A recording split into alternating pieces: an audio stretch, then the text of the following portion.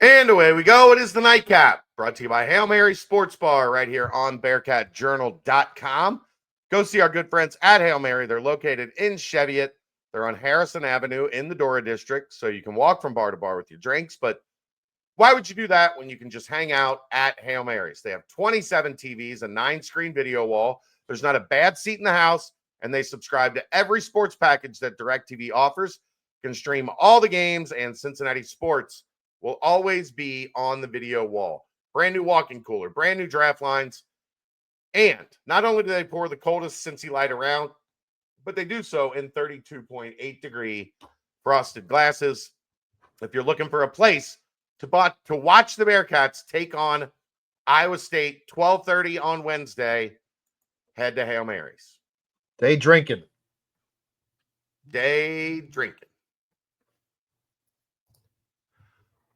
All right, let's get to it, brother. It's been a long day of basketball. My favorite week of the year, championship week. Things will pick up even more steam tomorrow.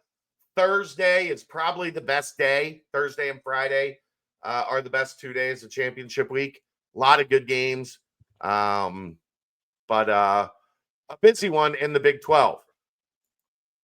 We'll go ahead, and we don't normally talk the UC results in this, but I think we can do a quick hit here on UC, and then we'll talk about UC Iowa State when we take a look at the next round as well, because there's just not a lot of meat on this bone.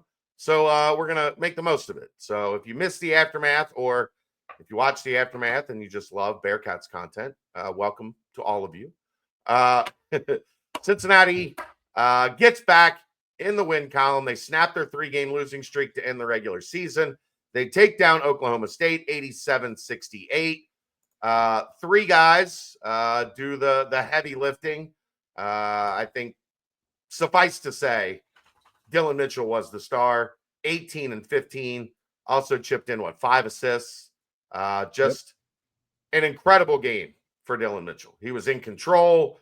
He helped in every facet, every way possible. Just more of that. Get more of that tomorrow from Dylan Mitchell. I might feel all right about Iowa State. And not to be outdone, Josh Reed had his biggest game as a Bearcat scorer. He was very efficient shooting, 8 of 12. Day Thomas had 21. And Dan Skillings, I'll take Oklahoma State part due Dan Skillings every game that is left for the Bearcats. Even if it's a loss and we see that out of Dan, I'll be okay. This team could have rolled over, and instead of doing just that after losing to this team on Saturday, they come out guns blazing, and there were a lot of turnovers in this one. Outside of that, it's about everything you could have asked for from this Bearcat team. This is the Bearcat team we've been wanting to consistently see for 2.5 months now. So it was nice they could show up in Kansas City. Hopefully they packed a bag and they can stay until tomorrow. I hope they didn't pack a bag and it pissed them off, because they only packed for one day, and just keep it going. Go to the store. You got NIL money. Go to the store. I just mean sometimes a different team shows up, and I would like for the one that showed up to be there tomorrow. I would like that team to show up tomorrow, and not the Kansas State version or the West Virginia version. Those guys can hop on a horse with no name in the middle of the desert. The second game of the day, the 16 seed jumps up and gets a dub, 69-67. Colorado over TCU.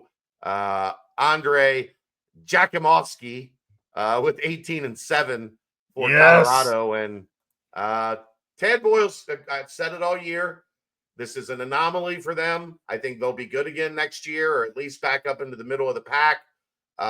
Kudos to him for the way he kept that team fighting after they went, 0-12? They lost their first 12? Yeah. And then they won three of 8 to close the regular season, and they get a win in the opening round of the tournament. That man can coach. And Jamie Dixon, they were dreadful away from home in conference play. Look, I'm on to Colorado. They're trying to stash Bengot Dak. They've got him now coming off the bench. They're trying to hide him, thinking that he's not going anywhere. Got him coming out off the bench for 22 minutes and 4 points. Yeah, I see what you're doing. You're trying to hide him. But we all know, if we've been paying attention to anything, Colorado, it's been Bengot Dak. Yeah. I don't know who you're trying to fool. Not me. Yakimovsky was really good. And then Julian Hammond, who was back for them, had 16. So that kind of paced the way for Colorado. To end the TCU season, Noah Reynolds with 13. Trezarian White, who had been coming off the bench, but started for them. He gets 13 or 17 for Reynolds. Yeah. 13 for Trezarian White. But that is the end of the road for the Horned Frogs, and rough year for Jamie Dixon. For Colorado has in tournament play. Colorado has 1/3 of their Big 12 regular season wins. Well done. I mean, watch out! Don't let the Buffs get hot, Aaron. And guess what? Well, they can win tomorrow. Well, yeah, because Bengot Dak is not at the top of your scouting report now because he's coming off the bench. It's the old sleight of hand. I'm on to you, Colorado. They can win tomorrow. I'm serious. I might, when we get to that, I might pick them to win tomorrow, Aaron. The first game of the night session, Kansas State 71-66 over Arizona State. Again, Jaden Quaintance called it a season for the Sun Devils. Kansas State, Coleman Hawkins with 26 and 8. Doug McDaniel with 14. Brendan Housen with 10. Max Jones with 10 to lead the Wildcats. And then for the Sun Devils, Alston Mason with 17. Sannon and Jihad with 13. Sean Phillips with 11 and 14. Maybe Sean Phillips is finally figuring out how to be an effective basketball player. Yeah. I have been waiting for that since he was a sophomore in high school. He looked the part just about as much as anybody I've ever seen at that stage. And when you see him walk onto a floor now, you're like, who's that dude? And then he gets like 4 and 2. How wrong were we about Coleman Hawkins though? Going 26 and 8 with his legs still in that wrap.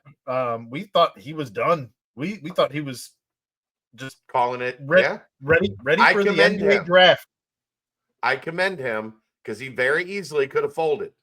Yeah, I had the game on. Very easily could have folded. He was still just as just crazed. He had that crazed look in his eyes again. Same one against Cincinnati, where every time he's in the huddle, I only caught the last couple minutes of the game, but he's still putting that team on his back, literally, with 26 and 8. I don't know what more you could want out of a guy who certainly could have just been looking forward to the NBA draft. Had enough of an injury that he could have just shut it down easily. Shut it down, and he didn't. Ongoing second half just started as we are recording this. UCF and Utah up 40-39. They had some separation early in the half, but give UCF credit. They have continued to battle, and that game is now neck and neck as we get started in the second half. Nobody in double digits yet. A lot of guys close. Mustafa Thiam with 8 for UCF. Darius Johnson with 7, and he just scored. So I think that was part of that. And then Jordan Ivy Curry also has 8. And then for Utah, Keanu Dawes with 8. Lawson Lovering with 9. And Mike Sharamjance with 6. So he just scored, so now he's got 8. So should be a fun second half. Those two teams pretty evenly matched. Like that one was one, like when you looked at the first round, you looked at that one and said, that'll probably be a really good game. Because those two teams are about equal, Evenly I matched. think. Yeah. Yeah. Still waiting for Keyshawn Hall to take off. That's the guy who's been the guy. They had a great stat on Keyshawn Hall, or a great fact on Keyshawn Hall, Aaron. How many times did you know Keyshawn Hall did not make all Big 12 first team? Wow. The leading scorer in the league. How many times do you think that's happened? Where the leading scorer in the Big 12 did not make all Big 12 first team? 4. It's the third time. Hmm. All of them roughly in the last decade. The most recent was Pierre Brooks for Baylor in 12-13, who led the league in scoring and was not a all first team performer. Jordan Ivy Curry, the first to break the double-digit barrier. Off the bench, might I add. You go, boy. He can shoot. He can really shoot. Setting us up for tomorrow, Cincinnati, Iowa State at 12:30. Iowa State, a 9.5-point favorite. 136.5 is the total. Great stat from Keegan. Great stat from Keegan. They are 2-3 in their last 5 and 6-6 in their last 12, Iowa State. We have talked about it a little bit.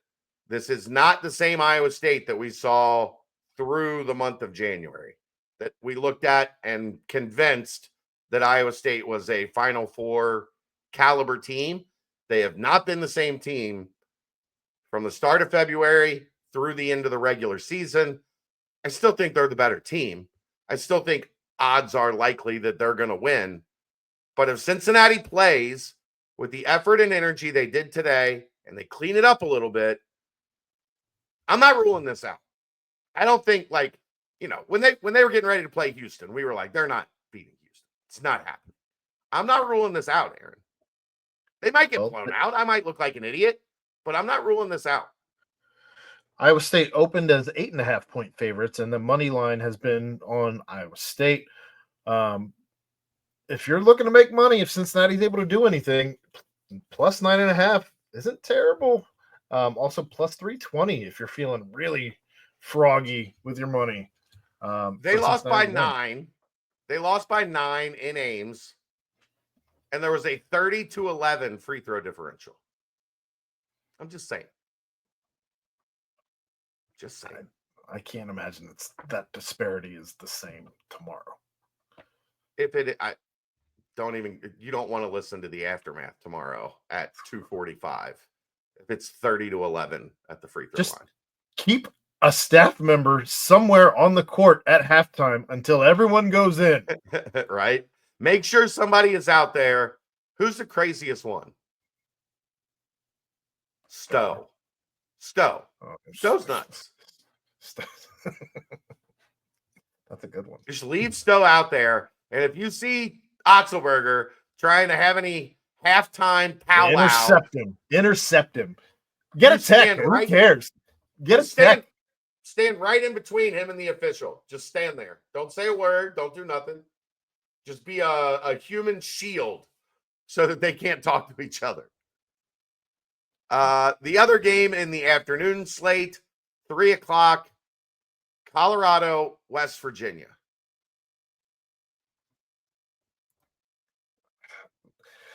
Is West Virginia's ticket already punched? I think so. I think you're right. So I think that Colorado's got more on the line. I don't think West Virginia is good. Truthfully, I don't know that it's necessarily a good matchup. But if you're tapering back on Javon Small because you think you've already made the dance, I don't think you can treat it like that, though. They're not close enough. Like, they're not going to be a 5 seed where they're like in. Like, they're not comfortable. A loss to Colorado would do some damage to that resume. If you're West Virginia, they're going to play to win. I think Colorado on a neutral floor can beat them. Ain't got I might that. be crazy. You Hold might on. be. I want to see something. 6.5. I mean, Vegas doesn't even really believe in West Virginia. At 6.5 against the worst team in the Big 12. West Virginia won at Colorado 78-70 early in conference play. That's Colorado was bad at that point. 6.5 makes sense. I'm taking the bus. Mm-hmm. I'm gonna do it. I'm doing it. Doing it. I think Colorado sneaks in to the quarterfinals. Maybe we'll just be upset central, Aaron. UC beats Iowa State, Colorado beats West Virginia, and you get a little upset early session to kick off Wednesday. That'd be fun. Kansas State and Baylor. There's no reason Kansas State can't win that game. If Coleman Hawkins is truthfully just on a mission to win this tournament, him and his drag along leg, more power to him. Look, Baylor's got the best players on the court, even with Coleman Hawkins out there. Yeah, Norchad Omier and VJ Edgecombe are the two best players on the floor. Correct. That said, Coleman Hawkins is a dude, and since he's come back from this injury, he's been literally on fire. He's playing great. He's on fire. He's playing great. We're either going to look really smart after tomorrow or really stupid. One of the two. But I think there's upset potential tomorrow. Genuinely. I don't know that I'm willing to take Kansas State or Colorado for that matter. But it should be a hell of a game. I think that there's certainly that for Kansas State Baylor. I'm curious to see what the spread ends up being once it's available. As of right now, it's not. That game is still too fresh. And then you'll have to wrap things up. Kansas versus UCF right now is up 11 with 16 minutes left. Yeah. So, how about this, Aaron? Utah beat Kansas 74-67. And UCF was in a dogfight with Kansas. Yeah, they were. And they lost 91-87. That's the only time that Kansas has played either of these two teams. I do think Kansas looks like they might have figured some things out over the last week and a half of the regular season. Even with the loss to Houston, they are playing better. I think they were in a stretch where Bill Self has threatened family members at this point. I think that nothing is off the table. I'm going to throw my toupee at you if you don't get your shit together. Nobody wants that. Nobody. Ew. Things barking at him. Yeah. So there you go. That's a recap of Tuesday, a preview of Wednesday. I'm sure we'll probably the BCJ pod is going to be on Thursday this week. I have an obligation, a previous engagement that I have to attend tomorrow. I will be home later tomorrow night, so Aaron and I might throw another one of these up to recap day 2. We will also have the aftermath following UC Iowa State. I'm hopeful that the girls are as nice to me tomorrow as they were today. They were delightful today. They didn't make a peep. Tell them that Uncle Chad is very proud of them and that we need a repeat performance tomorrow. Fingers crossed. All right, that's going to wrap it up. That's the Nightcap brought to you by Hail Mary Sports Bar right here on BearcatJournal.com. See ya!